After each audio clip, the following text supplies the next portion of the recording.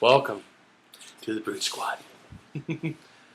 I'm your secondary host, Turumbar. This is your primary host, Ed Bighead. Perhaps you've heard of me. He's kind of a big deal. So what do you want to talk about, man? Let's talk about the D-backs are continuing to kind of surprise us. They're, I guess going into the season, we all thought they were going to be a tire fire like last year. Right. And they're only 4 games out of the wild card, 5 games out of first place. And they're moving on up in the world right now. That's actually a big thing, just being 5 games out of first place, considering the Dodgers with their payroll, the Giants with their knowledge, and the Padres with their newfound team. It's pretty nice being only 5 games out of first place. I think that we definitely have a chance with a wild card, that's for sure. No, it's very positive, to say the least. I mean, granted, a lot of it has to do with our hitting, which has been very, very, very, very, very, very, very good, with exception to certain people, such as Ahmed and Owings, who can't hit. But yeah, it's really the hitting that's carrying the team right now. Our pitching is okay. Our pitching is very mediocre. Yeah, it's okay. Cole Mentor got rocked tonight. I went to the game against the Mets. He gave 3 home runs, 2 home runs to 1 guy. I think that the league is realizing that Cole Mentor throws 2 pitches. One is a fastball that now is usually high in the zone, and a changeup. So they're rocking Cole Mentor right now. I really like Cole Mentor, but they're rocking him. Chase Anderson looked good last night. I think Cole Mentor might go the way of the dodo here once Corbin gets back, or even when Bronson Arroyo returns. Well, no, actually, even Archie. Once Archie gets back, he may, take that spot too. This Cole Mentor's been steadily regressing. So speaking about Archie Bradley, he's on a 15-day DL for shoulder tendonitis. Is it really shoulder tendonitis, or is it we're putting him on the DL because he sucked the last 4 outings that he had? I mean, let's be truthful with ourselves. He sucked the last 4 outings that he I think there is something to do with it, because if it wasn't shoulder tendonitis and they just wanted to go back down to get some time in the minors, then they just would have sent him back down to the minors. We have, all the options still left on him, right? Yeah. They wouldn't need to make up a story, is what I'm trying to say. And actually, it would actually work out better in his favor if he didn't have an injury, so that he can get more time to throw, which he needs. He needs more time to throw. So I think there is something to the injury. I don't know how intense it is. Maybe it's very minor, and they're using it as kind of an excuse. But at the same time, maybe maybe there is an issue, because he is kind of, night and day from what he used to be. He even said himself that he wants to recreate his success from the beginning of the season, when he was on fire. There's no doubt about that. Yeah. He wants to get that success again, and so he's trying to push himself too hard. He's throwing too fast. He's not finding the zone. He's just going up there and pitching. He's not taking time in between pitches. So it could be a problem for him. And which could have led to his injury, too. Right. I guess I could see that. I mean, for the long term, I'm not worried. The guy's 21, right? 21? I'm not worried. 21 or 22. Yeah, but Bradley's going to be fine in the long term. He's just got to get his head screwed on straight and figure out that this injury problem, and he'll be right as well. Our team has all the pitching options, from the minors to current, and then we have all these guys that are going to come back healthy. Speaking of that, we saw David Hernandez tonight. I was actually at the game. Mm-hmm. He was throwing 95 miles an hour. His changeup was 81 miles an hour. He was looking pretty good. He walked the first guy. He didn't have too much command of his control there, but the other 3 guys were retired pretty easily. So it's nice to have David Hernandez back. He's a big guy out there. He's going to throw hard, and he's an 8th inning guy, and if not, he might be a 9th inning guy. Could be. I mean, I'm positive, not just with his return, but also with Corbin's impending return as well. I mean, really, and that's the great thing to take out of this. Like, we're still in the hunt, and we got some serious kind of contributors that are going to be coming back here, like Lamb, who just came back, like Corbin, like Hernandez. So we have a real chance to make a run here, and we just got to do it. And it's going to really start tomorrow night in LA, and see kind of what we can do with that. So speaking of that, Lamb returned last night. He played a little bit today as well. He's kind of a pitch hitter type of role, but I did see him at third base today. He looked pretty good. His batting average is still around 375. I realize he hasn't played in a month, a little bit longer, but when Goldie and Lamb are hot together, we don't need Trumbo. The outfielders, Inciarte, Peralta, and Pollock, they're looking pretty good. And Tomas. And Tomas, of course. We have bats. So right now we really need to focus on pitching with this team and getting our pitches right. Yeah. So going back to the middle infield, Patrick would really like to talk about Nick Ahmed. Nope. Don't want to talk about him. Why? Nope. He's your boy. Nope. Ahmed's your boy. No. No. Hey. You don't listen to me. You don't believe me. Ahmed. Yeah, Ed Bighead has been right this whole time. I'm seeing it right now. That's why I bought him a beer. Nice big beer right here. 64 ounces of it.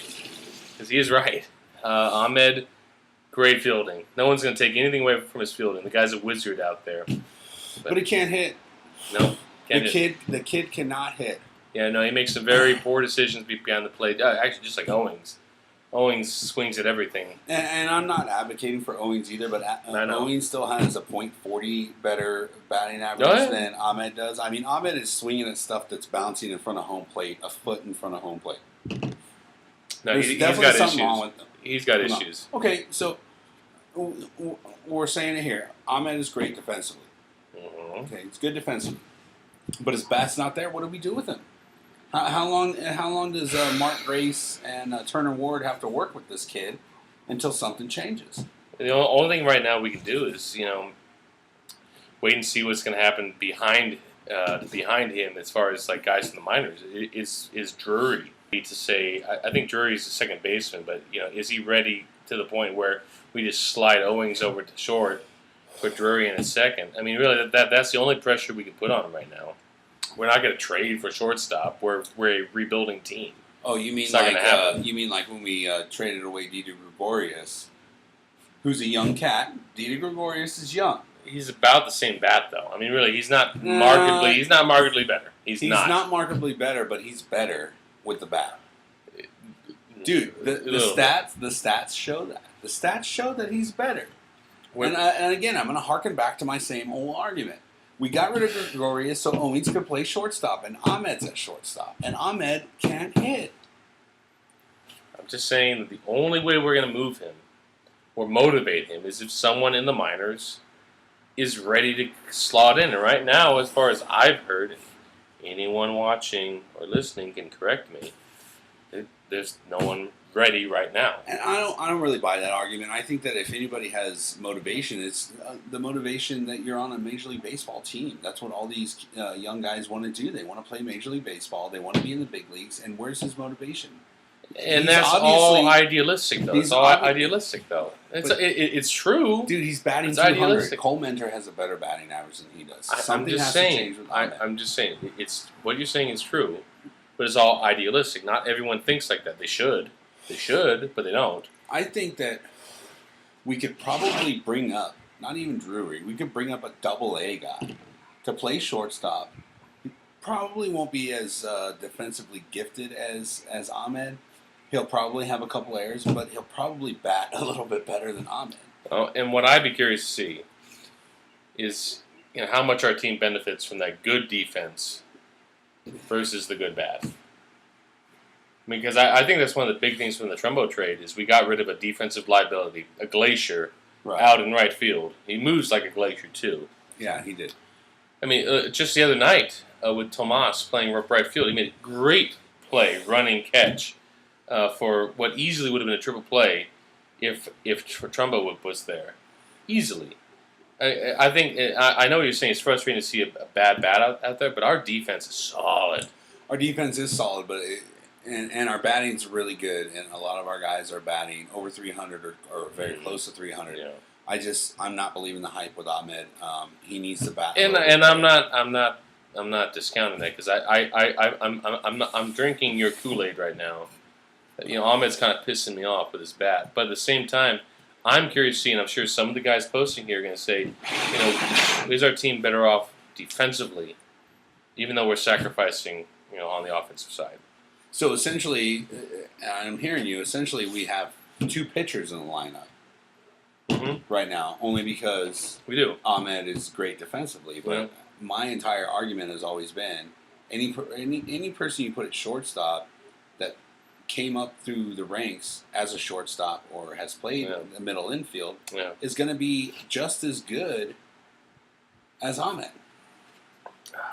Maybe. You could put somebody like Goldschmidt at shortstop. He's a big guy and he can move. Look at Tomas at third base. Tomas was doing good at third base. Surprisingly, we were all shocked by that. Everyone was shocked by that. We were shocked by that, but I'm just not believing the whole thing of we need the defense at shortstop and he's only going to bat 200. We don't, but here's the big X factor and this is from the Trumbo trade too, is what's going to happen at the bottom of the order with Castillo.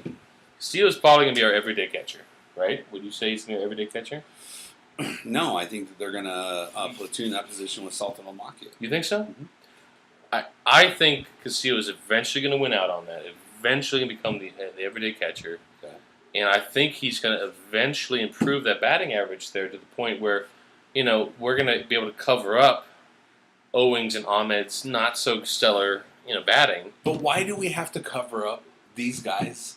Because every team has to cover up one bad batter. Every team. But you just you just mentioned two. Huh? You just mentioned two batters. Yeah. Owings Every and Ahmed. team has some underwhelming batters. Every team is. And Not just one or two or even three. Some has four. And you have to figure out how your lineup's going to make that happen. Sometimes it's actually a leadoff, which is weird, but sometimes happens. You're not seeing the point.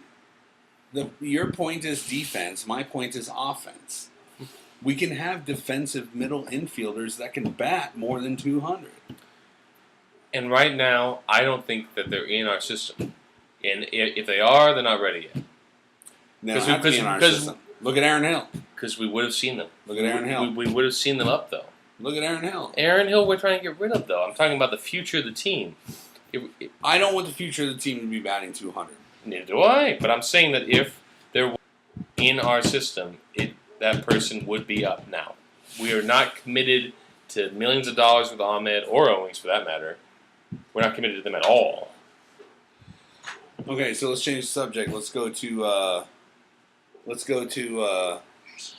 our draft pick. Who's going to be who are we going to draft? Are we going for a hitter? Or I know it's no. Forgive me, those who are watching. I'm sure there's a few watching. I know that's been covered extensively on the Snake Pit. I know that there have been a few names that have been brought up, both high school and college. I would love them to get a top of the order, a top of the rotation pitcher. I really would. But all the previews I've seen have said like there might be a guy in the top 5 that might be top of the rotation, but every guy is a maybe. There's no surefire like Strasburg's. None of those guys in the top 5. Speaking of Strasburg, what's up with him? Is he totally going to have to have Tommy John surgery here soon? Whoa! I did not hear he was injured. Oh yeah. I mean, I know he's been throwing god awful. Yeah, which is the prelude to I need Tommy John surgery. He might. I mean, didn't he already have? Was it Tommy John or was some other surgery he had the year he came in? I'm not sure. I knew that he was out for a little while, but I'm going to go with. I want a top end pitcher. I think pitching wins baseball. I want a top end pitcher too, but the point I'm trying to make is everything I've read through the Snake Pit, thanks Snake Pit, has led me to believe that all the guys that are pitchers in the top 5, they're like maybe kind of sort of top end. They're like, if everything progresses correctly, they're top end. There's no slam dunks. It sounds to me like... So the draft is all about hitting right now, then? But that's what it sounds to me like. The guys that are top 10 picks right now in the draft... They're all bats. They're bats. Like, guaranteed top 10. Bats. I could be totally wrong, blah, blah, blah, blah, blah, blah, but... Well, with that being the case, if you can't find even a top 10 pitcher, I would definitely go with a bat then. Exactly. Hey, look, all I care about is that they pick the best talent they can at number 1. That's it. Yeah, we do have the number 1. We do. We earned it by being the worst team last season. And now, thankfully, we're not that team anymore. But either way, all I care about is them taking, the best talent they can.